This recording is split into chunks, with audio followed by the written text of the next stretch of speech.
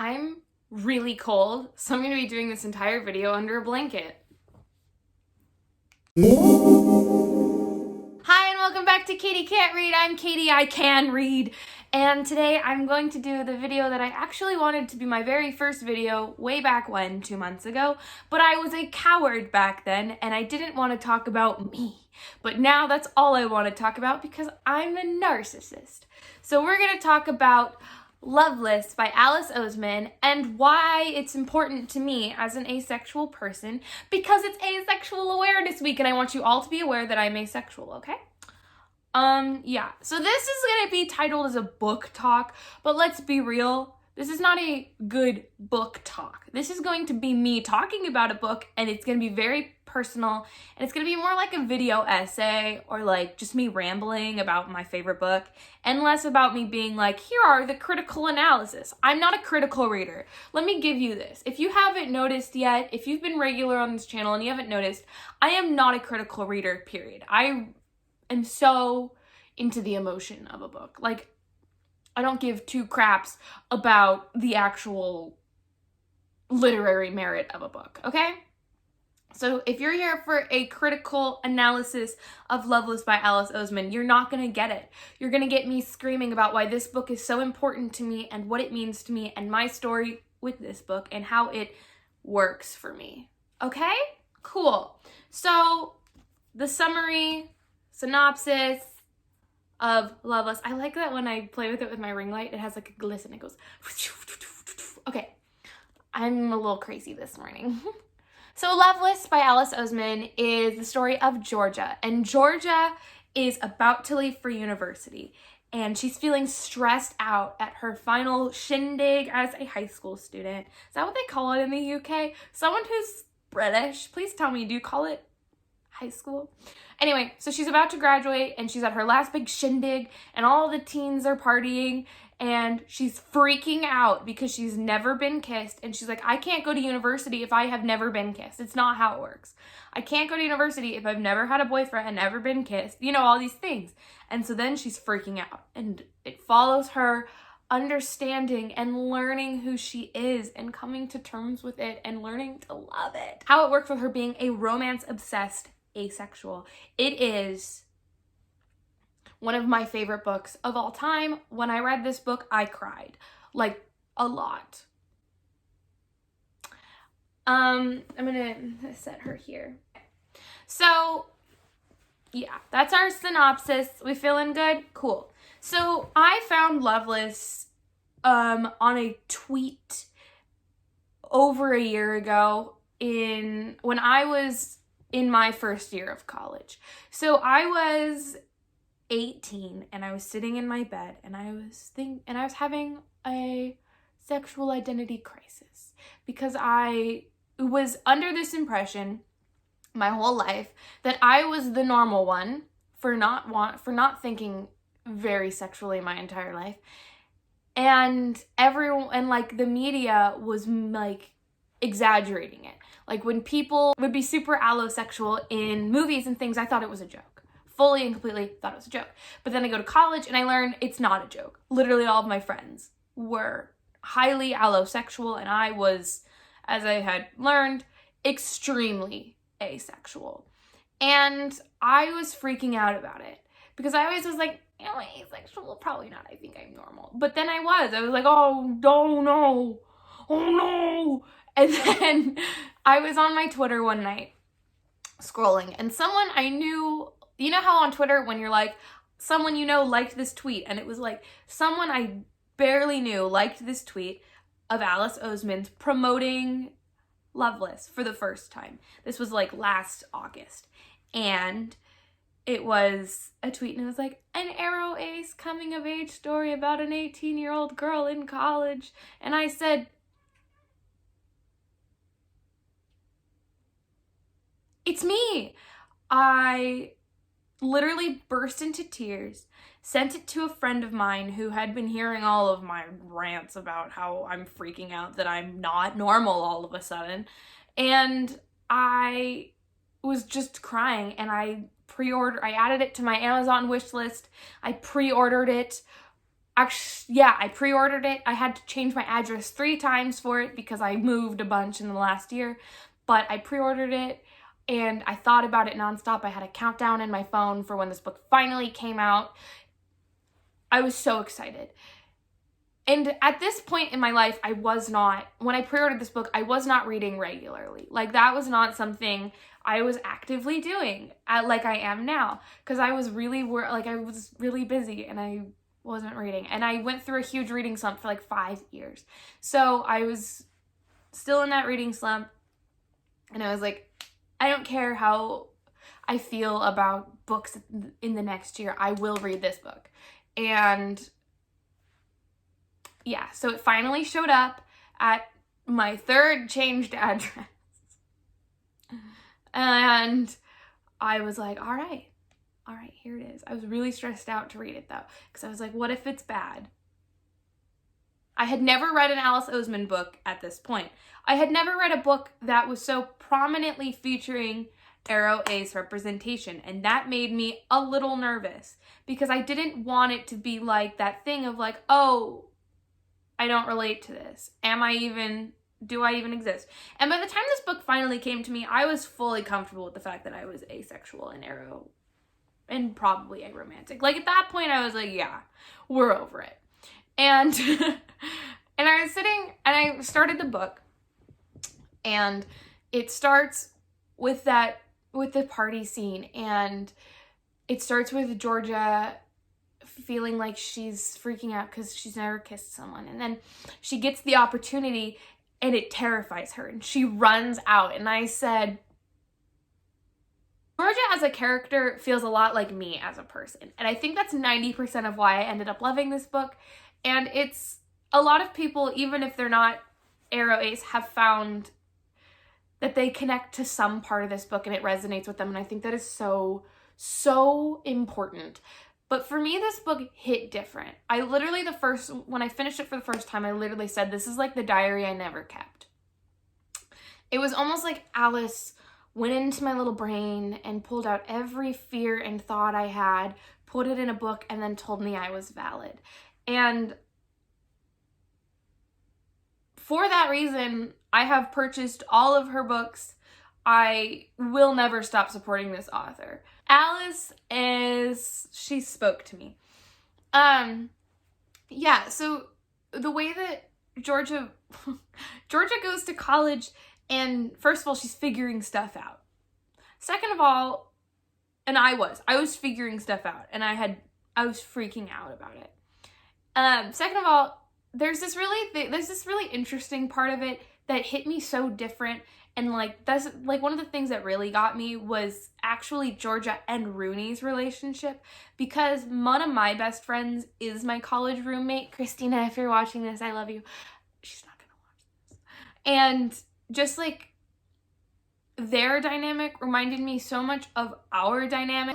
Just the way that they have this tight friendship, and it's beautiful. Oh my God. It made me so emotional. I love my best friend. And the way that George is figuring this out from the beginning, when she doesn't understand what's going on with her feelings, to her not being sure if her loving romance can fit with not experiencing attraction yourself.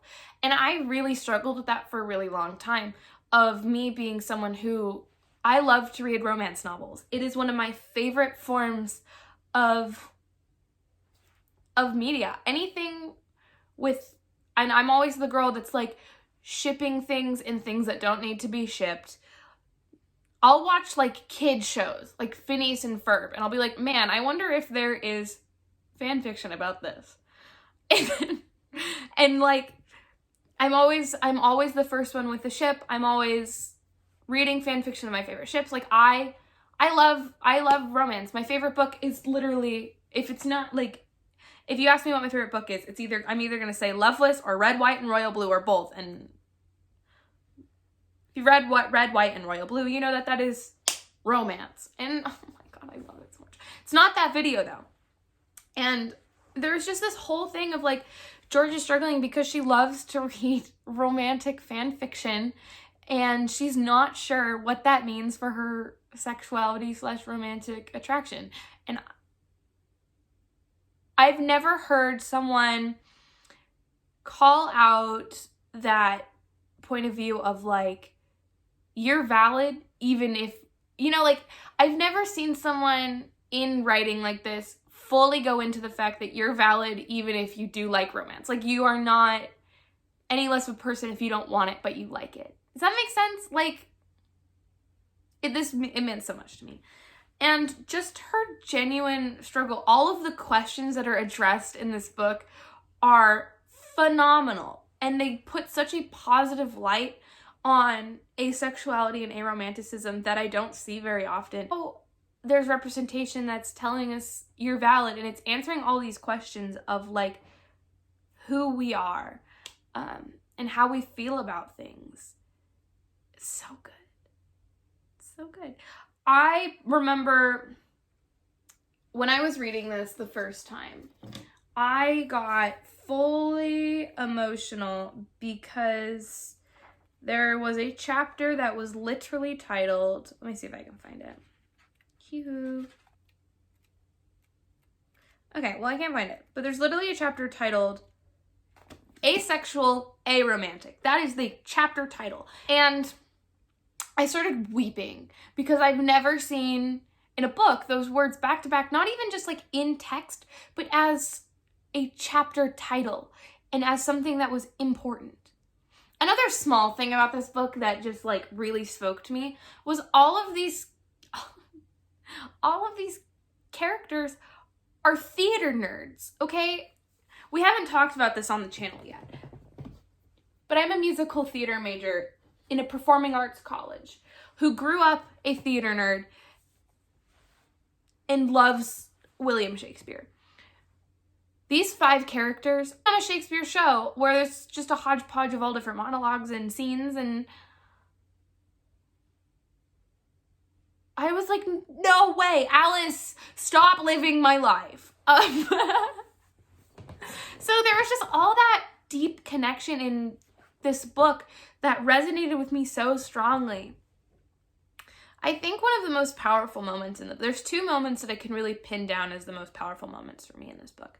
Number 1 is when Georgia finally comes out to Sunil, who is an asexual, non-binary, homoromantic character. I love him. So oh my God, it literally makes me so emotional. So she tells him, and she goes, I think I might be asexual and also aromantic, both of them. And he goes, yeah? She goes, yeah, don't really know what to do about it. And he said, there's nothing to do. There's nothing to do at all. And he said, there's nothing you have to do except be. But and then she says, what if I am is just nothing? What if I'm nothing? And he goes, you're not nothing. You have to believe that. And the first time I read that, I was weeping, like full tears, because I needed to hear it.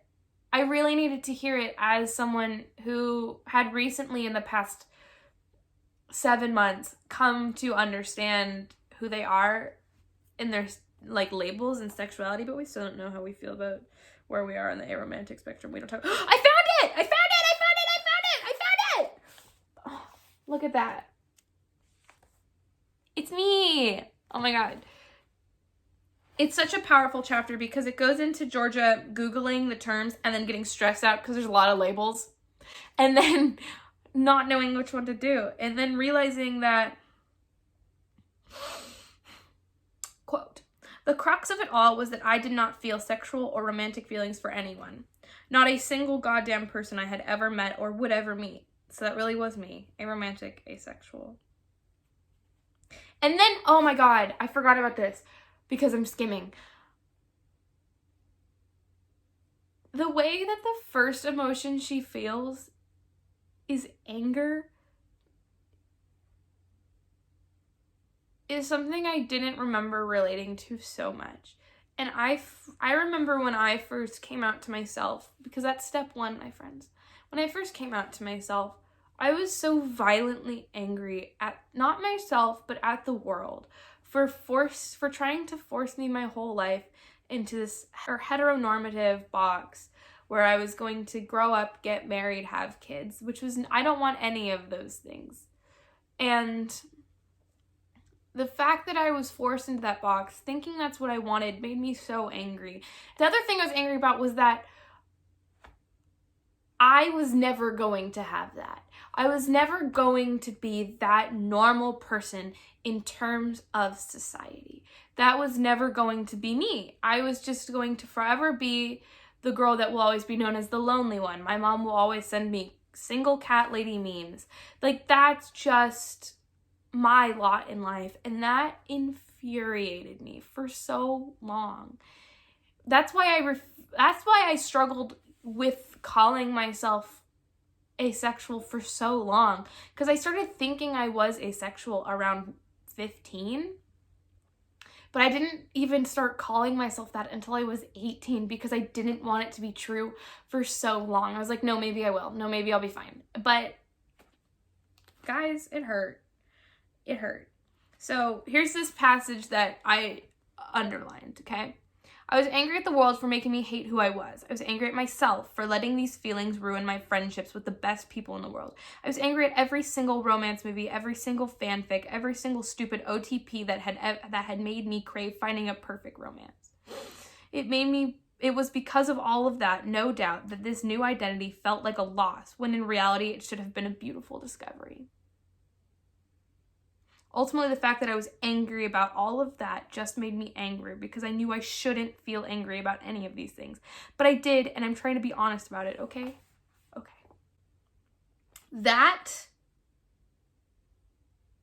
passage hit me so hard, I was in tears. And then the other most powerful moment in this book for me is at the very end, when Rooney and Pip go make out or whatever, and then she runs out.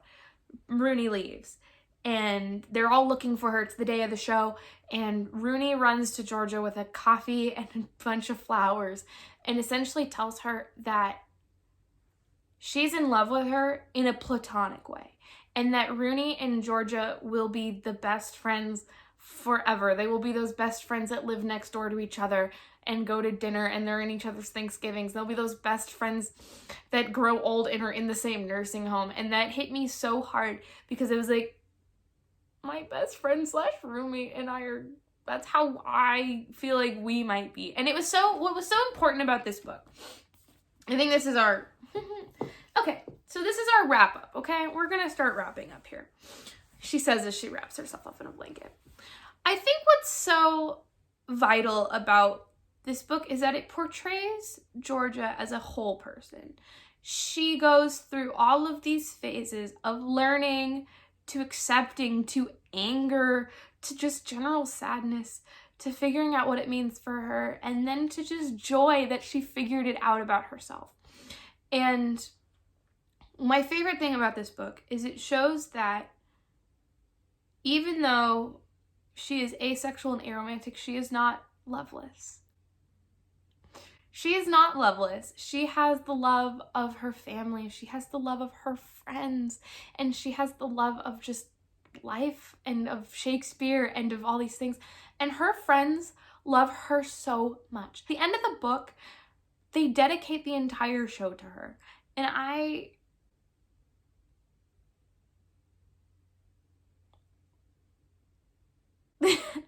it's just so important for ace and arrow people to understand that you're not loveless because you don't experience the society's perfect view of romance. And you're not going to experience it because that's just not who you are. And I think that there's something so important in having the book end with a a dramatic Pride and Prejudice-esque love scene of two best friends saying that they're going to be best friends forever and they love each other. And it's just so good, okay? For me, as an aromantic, asexual person, this book hits so hard. If you're a person that you're not sure if you are asexual, aromantic, if you're struggling with it, if you're not struggling with it, if you've been asexual, aromantic, umbrella terms forever and you're so proud of it, I recommend you read this book. If you just want to understand what it's like to be asexual, aromantic, I recommend you read this book. If you like books with good friends, if you like books that are good coming-of-age novels, if you've ever read The Perks of Being a Wallflower and said, wow, I wish that wasn't sad, you should read this book. I promise you, if you read this book, you will walk away a different person. It's my favorite book ever. I'm very happy that it came to me on a tweet at 11:30 o'clock at night when I should be sleeping because I had a ballet class at 8 o'clock the next morning. But I think I'm done here. This book makes me feel valid. It makes me feel seen. All the way down to the fact that these characters' favorite movie is Moulin Rouge, which is my favorite movie and has been since I was 13. Alice, if you're watching this, she's not. But if stop like stalking my life, I feel very called out by this book in the best way. Okay, I'm pretty much done here.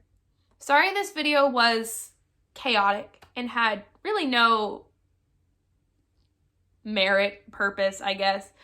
But I felt really passionate about this video. I've wanted to do it forever, but I've always been scared that people didn't care. But I don't care anymore because it's not about the numbers, baby. It's about me. So yeah, please read Loveless. It'll make my day if you read Loveless.